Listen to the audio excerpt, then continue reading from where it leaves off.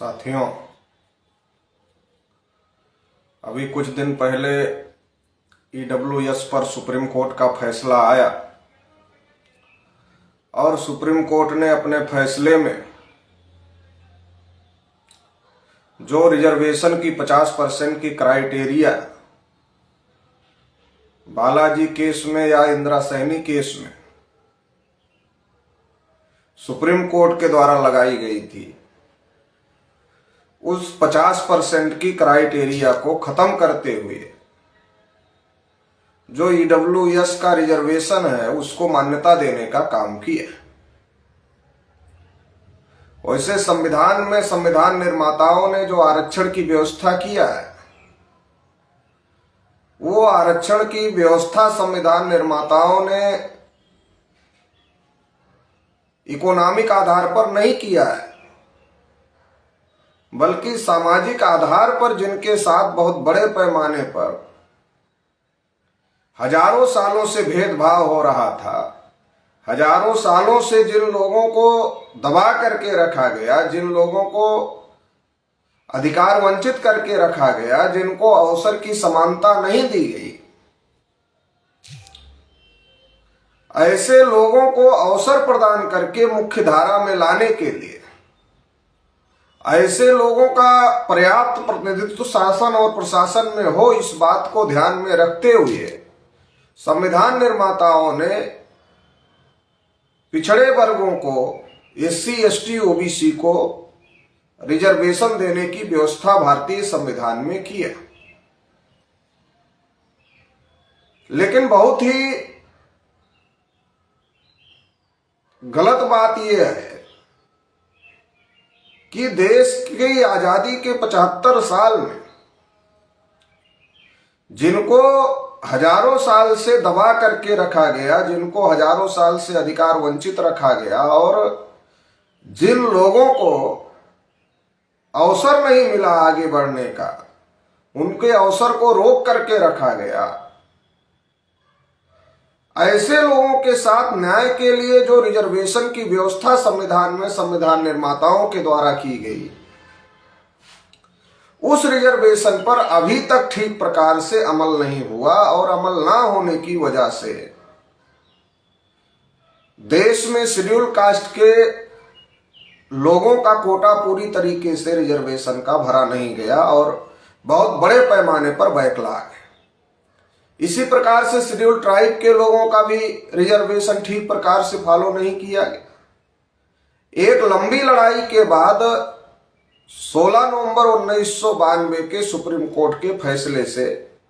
पिछड़े वर्ग के लोगों को, ओबीसी समाज के लोगों को 27% रिजर्वेशन मिला। मगर जो 27% रिजर्वेशन पिछड़े वर्ग के लोगों को मिला, उस पर आज तक ठीक से अमल नहीं किया गया, बल्कि उसे लागू करने का काम कम, उसको निष्प्रभावी करने के काम पर सरकारों ने ज्यादा काम किया। और इसकी शुरुआत सुप्रीम कोर्ट के फैसले से ही हो गई, जब ओबीसी को 27% रिजर्वेशन, 52% ओबीसी को 27% रिजर्वेशन देने के साथ साथ उनमें क्रीमिलेयर भी लगा दिया गया। तो इसके आधार पर जो ओबीसी सक्षम थे वो अपने आप ही रिजर्वेशन से बाहर हो गए और जो सक्षम नहीं थे वो भी अपने आप बाहर हो गए, और इसकी वजह से ओबीसी के रिजर्वेशन का कोटा आज तक फुलफिल नहीं हुआ। तो एक तो बड़े पैमाने पर रिजर्वेशन को लागू करने में, जब से रिजर्वेशन की व्यवस्था बैकवर्ड क्लासेज के लिए, खासतौर से एससी, एसटी, ओबीसी के लिए संविधान में दी गई है, तब से लगातार वही लोग रिजर्वेशन को फॉलो कर, रिजर्वेशन को लागू करने वाले रहे, जिन्होंने हजारों साल से दबा करके रखा था इन लोगों को, एससी, एसटी, ओबीसी के लोगों को, जिन्होंने अवसर नहीं दिया था। उन्हीं के हाथ में इनके साथ न्याय करने के लिए, इनका रिजर्वेशन इंप्लीमेंट करने की व्यवस्था आई। और इसलिए देश की आजादी के 75 साल से ज्यादा होने के बावजूद भी आज तक एससी, एसटी, ओबीसी का रिजर्वेशन का इंप्लीमेंटेशन नहीं हो पाया। अगर एससी, एसटी, ओबीसी के रिजर्वेशन का इंप्लीमेंटेशन ठीक प्रकार से हुआ होता तो कम से कम 50% भागीदारी SC ST OBC के लोगों की प्रशासन में सुनिश्चित हो गई होती, मगर ऐसा नहीं हुआ। ये आंकड़े भारत सरकार का जो कार्मिक मंत्रालय है उसके आंकड़े ये बता रहे हैं कि 79.2% मतलब लगभग 80% से ज्यादा, 80% के लगभग क्लास 1 क्लास 2 की जो सर्विसेज है उसमें ब्राह्मण और तत्सम ऊंची जाति के लोगों का कब्जा है। और अभी सरकार ने जो EWS लागू किया और सुप्रीम कोर्ट ने उसको मान्यता भी दिया, और जो OBC के लिए 50% की क्राइटेरिया थी कि OBC को संख्या के अनुपात में रिजर्वेशन क्यों नहीं मिल सकता, क्योंकि सुप्रीम कोर्ट ने कहा कि 50% से ज्यादा रिजर्वेशन नहीं दिया जा सकता है, और इसके आधार पर OBC को 27% आरक्षण मिला। मंडल कमीशन को इसी आधार पर 52% मंडल कमीशन ने OBC की संख्या निकाली। 1931 की जनगणना को आधार बना करके मंडल कमीशन ने जो OBC की संख्या थी उसको 52% निकाला कि देश में जो OBC है वो 52% है। मगर जो बालाजी केस में जो 50% की क्राइटेरिया कोर्ट के द्वारा तय की गई थी, उस क्राइटेरिया को ध्यान में रखते हुए मंडल कमीशन को केवल 27% रिजर्वेशन की सिफारिश पिछड़े वर्ग के लोगों के लिए करना पड़ा, और इसके आधार पर अभी तक OBC को केवल 27% रिजर्वेशन मिल रहा था। लेकिन सरकार के द्वारा इकोनॉमिक वीकर सेक्शन के नाम पर जिनका 79.2% रिप्रेजेंटेशन है उनको 10% और ज्यादा दे दिया गया। संविधान में जो आरक्षण की व्यवस्था संविधान निर्माताओं ने दिया, वो जिनका पर्याप्त प्रतिनिधित्व नहीं है उनके प्रतिनिधित्व को सुनिश्चित करने के लिए रिजर्वेशन की व्यवस्था दिया। लेकिन जिनका पर्याप्त प्रतिनिधित्व पहले से है और पर्याप्त से ज्यादा है, ओवर रिप्रेजेंटेशन जिनका है, 79.2% लगभग 80% का मतलब ओवर रिप्रेजेंटेशन जिनका है, ओवर वालों को और ओवर देने का काम सरकार के द्वारा किया गया, और सुप्रीम कोर्ट ने उसको मान्यता दिया। और संविधान निर्माताओं ने इकोनॉमिक आधार पर रिजर्वेशन की व्यवस्था नहीं किया, इसके बावजूद भी इकोनॉमिक लेवल पर रिजर्वेशन गवर्नमेंट के द्वारा दिया गया। और जो 8 लाख की क्राइटेरिया इकोनॉमिक वीकर सेक्शन के नाम पर तय की गई, वो 8 लाख की क्राइटेरिया कब देखी जाएगी? जब फॉर्म अप्लाई किया जाएगा तो उससे 1 साल पहले जो प्रीवियस ईयर है, उस प्रीवियस ईयर में क्या इनकम है उनके परिवार की, उसके आधार पर उनको EWS की मान्यता दी जाएगी। तो इसमें तो बहुत बड़ा घोटाला किया जा सकता है, और लोग ऐसा कह भी रहे हैं और कर भी रहे हैं कि अगर वो सैलरी पाते हैं तो कुछ दिन की छुट्टी ले लेते हैं प्रीवियस ईयर में, जिससे उनका जो सैलरी इनकम है वो 8 लाख से नीचे आ जाए, और 8 लाख से नीचे आने की वजह से फिर वो इकोनॉमिक वीकर सेक्शन के नाम पर रिजर्वेशन के पात्र हो जाते हैं। तो एक तो ये व्यवस्था जो है, क्योंकि रिजर्वेशन कोई गरीबी उन्मूलन का कार्यक्रम नहीं है, बल्कि इस देश में जिन लोगों ने समाज व्यवस्था बना करके अपने को ऊपर रखा और बाकी लोगों को नीचे रखा, जिन लोगों ने समाज व्यवस्था बनाकर अपना ही वर्चस्व कायम रखने का काम किया और दूसरे लोगों को अवसर से वंचित रखा, तो जो हजारों साल से दबाए गए लोग थे, हजारों साल से अधिकार वंचित किए गए लोग थे, उनका शासन प्रशासन में पर्याप्त भागीदारी हो, इसके लिए ये रिजर्वेशन की व्यवस्था संविधान निर्माताओं ने दिया था। ये इकोनॉमिक आधार पर नहीं है, मगर इसको इकोनॉमिक आधार पर गलत तरीके से लागू किया जा रहा है, और जिनको ओवर रिप्रेजेंटेशन है उनको और ओवर रिप्रेजेंटेशन देने की व्यवस्था की गई है। और वहीं दूसरी तरफ OBC की संख्या 52% है। ये सामाजिक और शैक्षणिक रूप से पिछड़े भी हैं, मगर OBC को 52% रिजर्वेशन देने के लिए सरकार तैयार नहीं है, जबकि देश में प्रधानमंत्री नरेंद्र मोदी जी हैं जो कि अपने को पिछड़े वर्ग का कहते हैं। और अब तो सुप्रीम कोर्ट ने भी 50% की क्राइटेरिया को लागने की बात कह दी है, और लाभ लिया है, और अब 50% की क्राइटेरिया का कोई मीनिंग नहीं रहा जब उसके ऊपर जाकर के ईडब्ल्यूएस के रिजर्वेशन को सुप्रीम कोर्ट के द्वारा मान्यता दे दी गई है। तो जब ईडब्ल्यूएस आरक्षण के लिए, जब सवर्ण कोटे के लिए, जब उच्च जातियों ब्राह्मण और तत्सम उच्च जातियों के लिए जब 50% की लिमिट नहीं है, तो 52% ओबीसी के लिए 50% की लिमिट क्यों रखी गई है, ये एक बहुत बड़ा सवाल है। और इसके लिए अब लड़ाई लड़ने की जरूरत है, क्योंकि अब 50% की लिमिट खत्म हो गई है, तो 52% ओबीसी को भी 52% रिजर्वेशन मिलना चाहिए। 52% ओबीसी अगर सरकार मानती है कि ओबीसी 52% है, तो 52% रिजर्वेशन सरकार लागू कर दे। और खुद नरेंद्र मोदी जी अपने को पिछड़े वर्ग का कहते हैं, देश के प्रधानमंत्री है, तो उनको लागू कर देना चाहिए। और अगर सरकार ये नहीं मानती है कि 52% ओबीसी की जनसंख्या है, तो फिर सरकार को आंकड़े निकालने के लिए कि ओबीसी की संख्या कितनी है, इसके लिए तत्काल प्रभाव से जाति आधारित जनगणना और ओबीसी की जाति आधारित जनगणना करनी चाहिए, जिससे ये पता लग सके कि देश में ओबीसी की संख्या कितनी है, उनकी क्या स्थिति है, और इसके आधार पर ओबीसी की संख्या के आधार पर ओबीसी को रिजर्वेशन लागू किया जाए संख्या के आधार पर सभी क्षेत्रों में। तो ये लड़ाई अब लड़नी पड़ेगी, और राष्ट्रीय पिछड़ा वर्ग मोर्चा इस लड़ाई को लड़ने का काम करेगा। और इसके लिए या तो सरकार अगर मानती है कि ओबीसी की संख्या 52% है, जैसा मंडल कमीशन ने 1931 की जनगणना को आधार बना करके कहा, अगर सरकार ये मानने के लिए राजी है, मानने के लिए तैयार है कि ओबीसी की आबादी 52% है, तो ओबीसी को 52% आरक्षण तत्काल प्रभाव से सरकार लागू करे, क्योंकि अब 50% की लिमिट टूट गई है। और यदि सरकार ये नहीं मानती, सरकार को संशय है, सरकार को शंका है कि ओबीसी की संख्या 52% है कि नहीं है,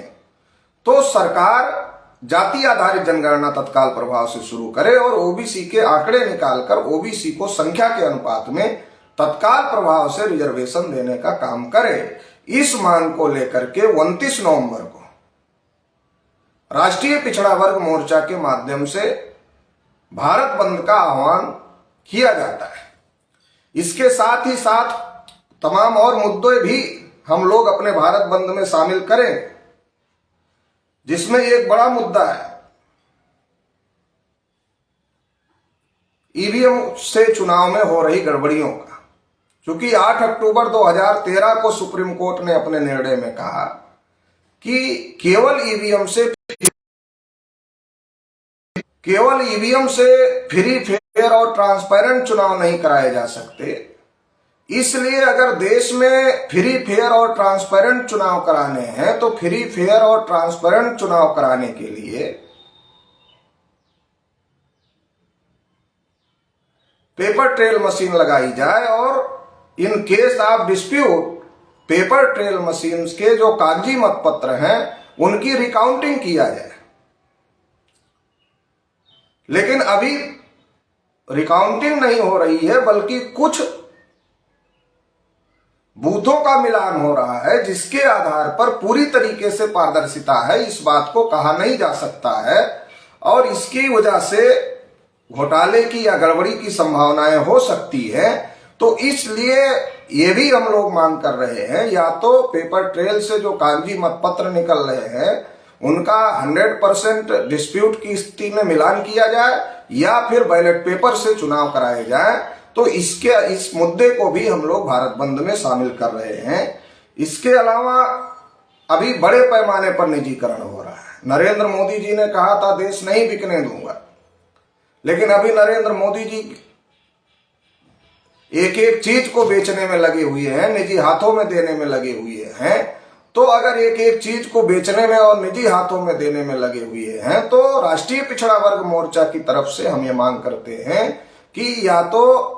एक तो निजीकरण पर रोक लगाई जाए, तत्काल प्रभाव से निजीकरण को रोका जाए, बंद किया जाए। और दूसरा, चूंकि निजी क्षेत्र भी सरकारी मदद से चलते हैं, वो भी स्टेट का हिस्सा है, तो जो निजी क्षेत्र हैं, निजी क्षेत्र जो सरकारी मदद से चल रहे हैं, तो उन निजी क्षेत्रों में भी रिजर्वेशन लागू किया जाए। इसके लिए भी हम लोग भारत बंद कर रहे हैं, भारत बंद में इस मुद्दे को भी शामिल कर रहे हैं। इसके अलावा किसानों द्वारा लंबे समय से एमएसपी गारंटी की मांग किया जा रहा है, क्योंकि किसान फसल पैदा करता है मगर फसल का मूल्य, अगर किसान के खेत में ज्यादा अच्छी फसल आ गई तो मूल्य कम हो जाता है, और अगर फसल ही पैदा नहीं हुई तो फिर किसान का नुकसान है। अगर फसल ज्यादा पैदा हो गई तो मूल्य कम मिलता है, बिक्री नहीं हो पाती, खरीदारी नहीं हो पाती है, तो इसकी वजह से किसान का नुकसान होता है। तो किसान लंबे समय से इस बात की मांग कर रहे हैं, और जब किसानों का केंद्र सरकार के साथ समझौता हुआ तो सरकार ने आश्वासन दिया था कि हम एमएसपी गारंटी लागू करेंगे, लेकिन सरकार ने अभी तक एमएसपी गारंटी लागू नहीं किया। तो इसलिए एमएसपी गारंटी लागू किया जाए, इस मांग को लेकर के भी हम लोग 29 नवंबर को भारत बंद का आह्वान कर रहे हैं। इसके अलावा एनआरसी, सीए, एनपीआर जो कि देश के नागरिकों के विरोध में, इसका प्रचार आरएसएस, बीजेपी के द्वारा किया जाता है कि ये केवल मुसलमानों के विरोध में है, लेकिन आसाम का उदाहरण हम लोगों के सामने है। 19 लाख लोग एनआरसी के शिकार बने थे और उसमें 14 लाख लोग गैर मुसलमान थे, एससी, एसटी, ओबीसी के लोग थे। तो इसके आधार पर इस बात को साबित किया जा सकता है और कहा जा सकता है कि ये जो साजिश है, देश में तमाम बैकवर्ड क्लास, शेड्यूल कास्ट और माइनॉरिटीज के लोगों को उनकी नागरिकता से वंचित करने का षड्यंत्र है एनआरसी, सीए, एनपीआर। इसलिए इसका भी हम लोग विरोध कर रहे हैं, और इसके विरोध में भी 29 नवंबर को हम लोग भारत बंद का ऐलान कर रहे हैं। अपने भारत बंद में इस मुद्दे को भी शामिल कर रहे हैं। इसके अलावा विकास के नाम पर, पर्यावरण संरक्षण के नाम पर आदिवासियों का विस्थापन किया जा रहा है, जो कि आदिवासियों के साथ बहुत बड़ी धोखेबाजी है, क्योंकि संविधान में आदिवासियों को जहां वो रहते हैं वहां जल, जंगल और जमीन पर आदिवासियों का ही अधिकार संविधान निर्माताओं ने दिया है। लेकिन संविधान निर्माताओं ने जो आदिवासियों को उनके जल, जंगल, जमीन पर अधिकार दिया है, जो मनुवादी और ब्राह्मणवादी सरकारें हैं वो उससे वंचित कर रही है, और पर्यावरण संरक्षण के नाम पर, कहीं डेवलपमेंट के नाम पर वो आदिवासियों को विस्थापित करने का काम कर रही है। इसका भी हम लोग विरोध कर रहे हैं, और इस मुद्दे को भी हम अपने भारत बंद में 29 नवंबर को शामिल कर रहे हैं। इसके अलावा जैसे किसानों के खिलाफ कानून बनाए गए थे, उसी प्रकार से मजदूरों के खिलाफ भी कानून बनाए गए, और मजदूरों के खिलाफ कानून बनाए गए तो इससे एक तो बेरोजगारी बहुत ज्यादा बढ़ेगी, क्योंकि काम के घंटे बढ़ रहे हैं, और कई प्रकार से जो मजदूरों की सुविधाएं थी वो सुविधाएं खत्म की जा रही है। तो इसलिए जो मजदूरों के खिलाफ कानून बने हैं उनको वापस लिया जाए, इस मुद्दे को भी हम लोग अपने भारत बंद में जो 29 नवंबर को होने जा रहा है उसमें शामिल कर रहे हैं। एक महत्वपूर्ण मुद्दा है रिजर्वेशन इम्प्लीमेंटेशन एक्ट बनाया जाए, क्योंकि देश में जो एससी, एसटी, ओबीसी का रिजर्वेशन है उसमें उसके साथ सबसे ज्यादा खिलवाड़ हो रहा है। इसका कारण यह है कि देश में रिजर्वेशन इम्प्लीमेंटेशन एक्ट नहीं है। जो अधिकारी, जैसे अभी 69,000 शिक्षक भर्ती का मामला उत्तर प्रदेश में था, ऐसे देश भर में ऐसे मामले हैं जिसमें ओबीसी, एससी, एसटी के रिजर्वेशन के साथ बहुत बड़े पैमाने पर खिलवाड़ हो रहा है, और ओबीसी रिजर्वेशन के साथ तो खिलवाड़ ही खिलवाड़ हो रहा है। तो इस पर अगर रोक लगानी है तो इसके लिए कानून बनाना जरूरी है, और जो अधिकारी खिलवाड़ करते हैं, जो सरकार खिलवाड़ करती है, जो लोग खिलवाड़ करते हैं, उनके खिलाफ में सख्त कानूनी कार्यवाही होनी चाहिए। ऐसा रिजर्वेशन इम्प्लीमेंटेशन एक्ट बनाने की जरूरत है। तो इसके लिए भी हम 29 नवंबर को भारत बंद घोषित कर रहे हैं। इसके अलावा एक बहुत बड़ा मुद्दा है, छात्रों से जुड़ा हुआ मुद्दा है कि देश में जब से बीजेपी की सरकार आई है, जो पिछड़े वर्ग के छात्र हैं, शेड्यूल कास्ट के छात्र हैं, शेड्यूल ट्राइब के छात्र हैं, उनकी जो स्कॉलरशिप आती थी उस स्कॉलरशिप को रोक दिया गया है, जो कि बहुत ही ज्यादा गलत बात है। तो जो ये स्कॉलरशिप को रोका गया है, इस मुद्दे को भी हम लोग अपने भारत बंद में शामिल कर रहे हैं, और 29 नवंबर का जो भारत बंद होगा उसमें एससी, एसटी, ओबीसी की जो स्कॉलरशिप रोकी गई है उसको तत्काल प्रभाव से बहाल किया जाए, ये मुद्दा भी हम लोग ले रहे हैं। इसी के साथ साथ कर्मचारियों का एक बहुत बड़ा मुद्दा है, वो मुद्दा है पुरानी पेंशन स्कीम को बहाल करने का, क्योंकि गवर्नमेंट ने न्यू पेंशन स्कीम के नाम पर केवल कर्मचारियों को झुंझुना पकड़ा दिया, और जो बुढ़ापे की लाठी थी। अगर इस देश में कोई एमपी होता है, एमएलए होता है, एक बार होता है, उसको जीवन भर पेंशन की व्यवस्था है, जबकि वो कुछ समय के लिए होता है। लेकिन जो कर्मचारी है वो अपनी उम्र की 60 साल तक देश की सेवा करता है, तो जो देश की सेवा अपनी उम्र की 60 साल तक करता है तो उसको बुढ़ापे में जो सहारा है, जो बुढ़ापे की लाठी है पेंशन,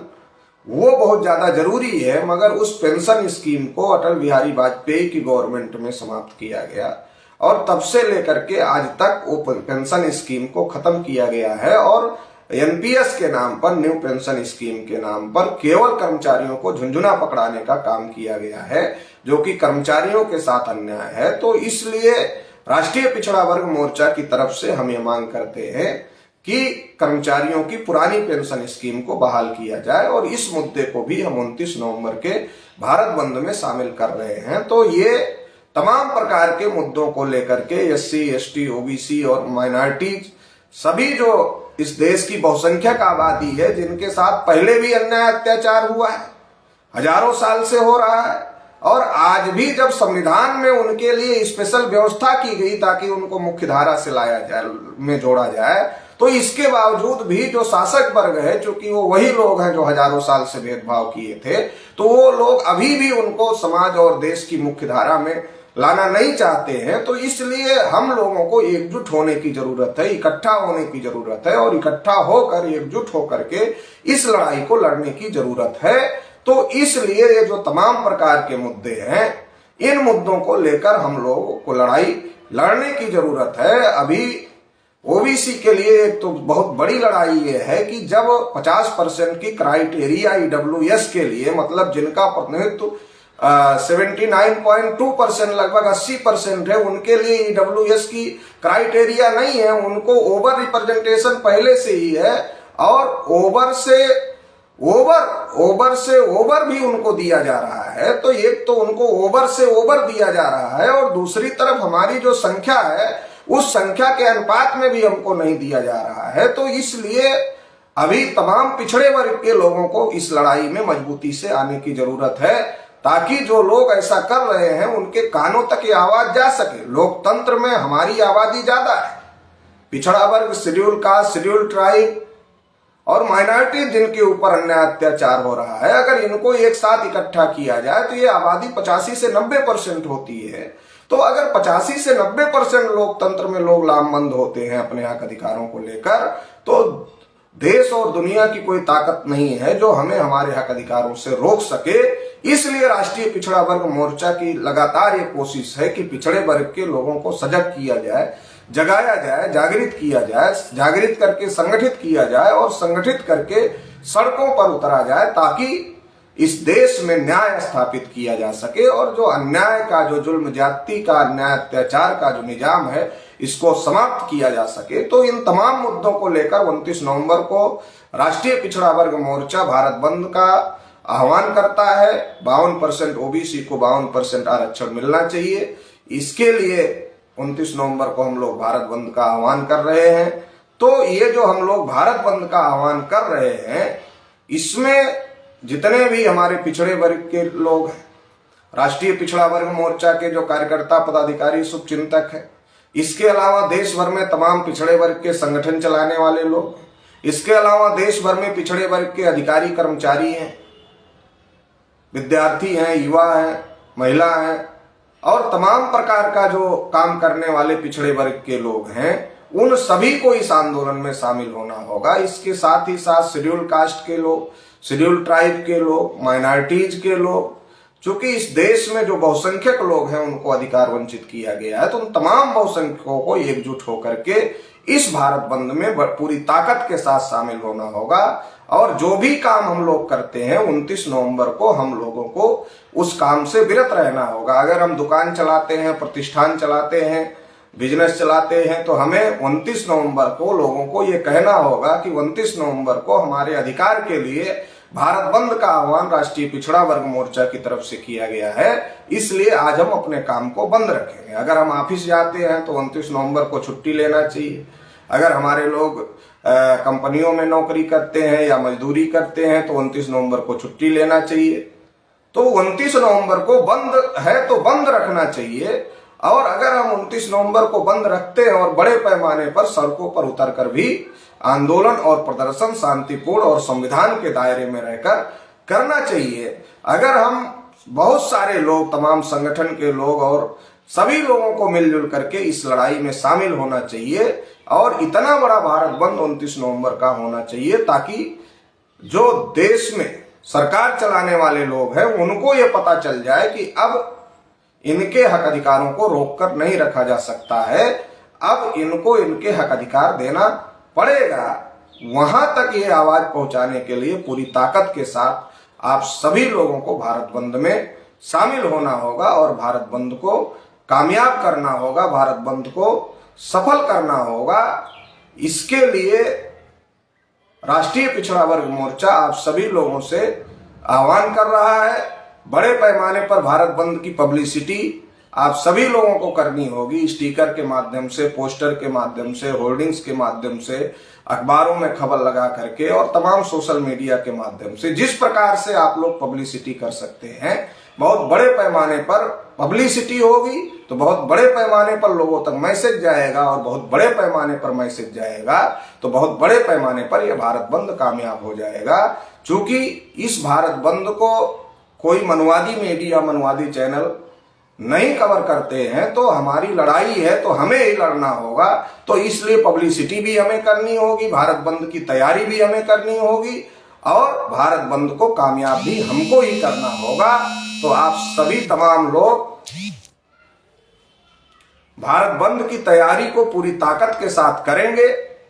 ऐसी मुझे आशा और अपेक्षा है। बहुत बहुत आभार, धन्यवाद।